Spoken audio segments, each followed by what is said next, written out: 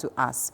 And when they say that we have strayed because we feel like you as the older ones have strayed, you know, you are left at that moral fix as to how you actually get to guide them.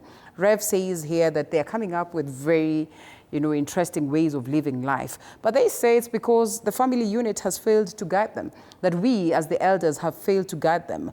What is your take in terms of just bringing up this generation?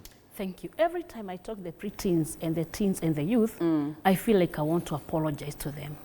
We have let them down in a big way. Okay. We need to know that leader's sin is leading sin. When a leader goes the wrong way, the masses want to go that way. Yeah. And you're talking about a generation that is very well informed, that is very highly exposed.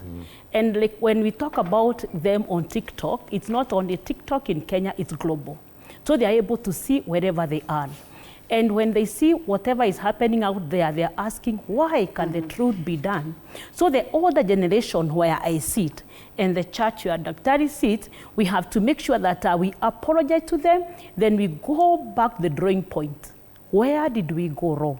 Why have we messed? And when is this ever going to come to an end? And as we sit here, I want to give us hope. Because we sit and we feel like we're so hopeless, but there's always hope, and hope does not disappoint. The preteens are looking up to the teenagers, and the teenagers are telling them, we don't want to live beyond 23, there's no hope. The youth at 23, actually when I was coming in this evening, a person had told me that their brother, who is 24 years old, has committed suicide. Why? Because they are feeling hopeless. Because this generation is looking at us and they are saying, you have not delivered. What are you still doing on those seats? Give us, we do it better. We have had one of them say so.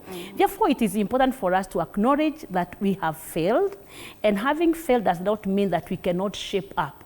We must shape up, because if we don't shape up, we can easily shape out. And it's a future.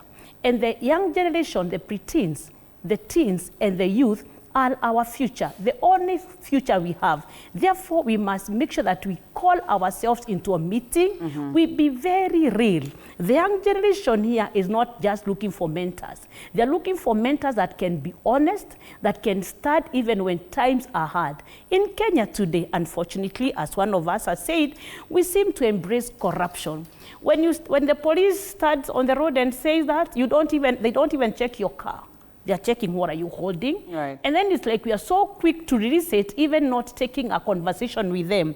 Then again, when we see the leaders fight in parliament, we have now to know that when the room is so dark, you don't have to sit in darkness. You can bring in your light and bring in some light into the game. So responsibility of shaping our morals starts with myself. Okay. Even if I'm not going to be on the headline today, I might make history.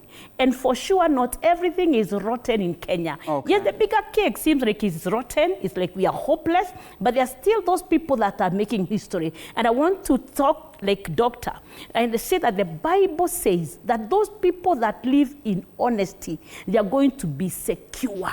Therefore, even as we talk to the young generation, yes, we have made mistakes. Do not cut and copy the mistakes that we have done. Start arising and shining at your level. Then that way you can tell us, yes, we are not going to compromise. Okay, so they're figuring out life in a way. Rev, before you